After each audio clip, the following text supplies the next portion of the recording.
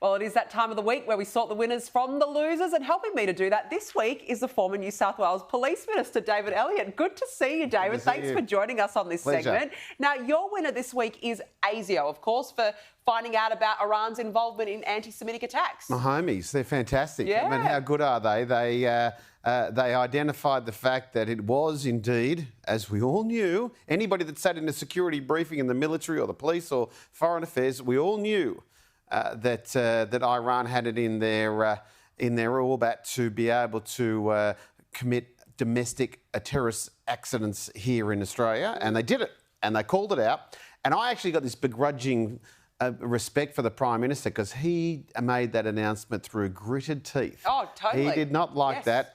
And Bob Carr, who was sipping tea with the Iranian ambassador only a couple of weeks ago, would have hated it. Yeah. But good on ASIO. They are my winners. They identified the threat. They called it out. Yeah. And they, I suspect, advised the government that the ambassador should be expelled. Well, thank goodness for ASIO, and not thank goodness for the Labor government who's equivocated on this matter. Now, look, I had to give my winner this week to Bob Katter because he put Australia first. Now, I don't like what he did yesterday with that Channel 9 journalist, and if you missed it, here was a bit of that. Well, you've got Lebanese heritage yourself. Oh, mate, don't say that, because that irritates me, and I punch blokes in the mouth for saying that. Don't you dare say that.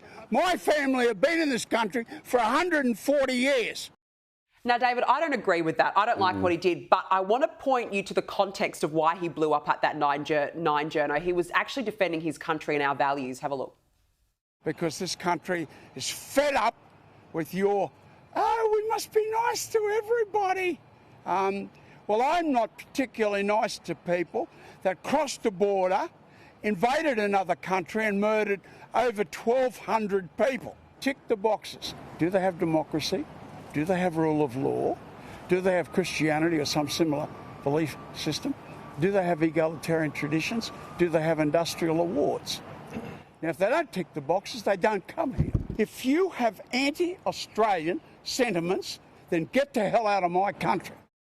I mean, I think that's fair enough. What do you reckon? Yeah, I think what we need to ask ourselves is, and it comes down to a whole lot of stuff going on in Australia at the moment and around the world, the United States, the United Kingdom at the moment as well.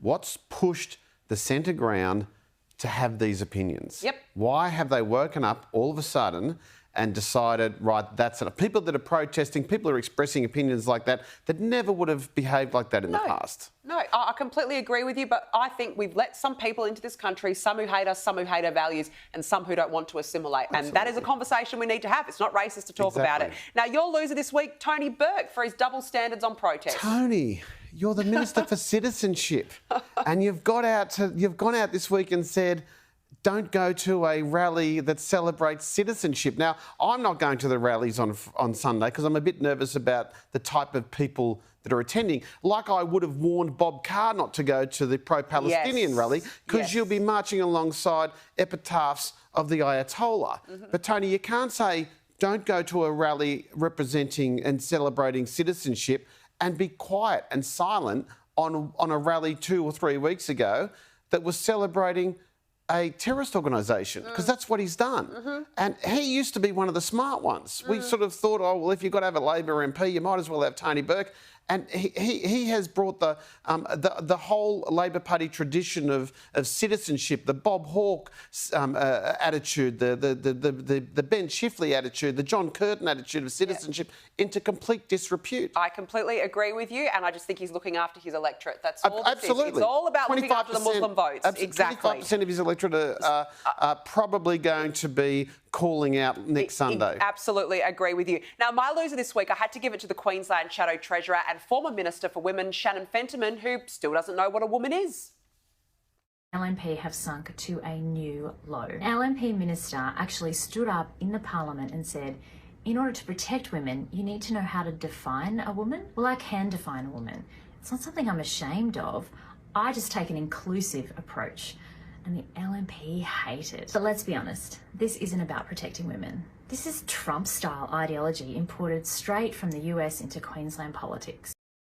Please. She says she knows what a woman is, but she's taken an inclusive approach. Therefore, she doesn't actually know what a woman is, and it's not Trump policies. It's actual biology, Shannon. It's biology. You can't change that fact. And she's misled the people because she said the LNP would hate her. Yeah. They love her. They love her. They This will is love great for her. I know Exactly. I know the LNP in Queensland well enough to know that They'll love you this. just stay exactly where you are. my Exactly. dear. David Elliott, good to have you on. Thanks so much for Thanks joining for us. having me. Good to see you.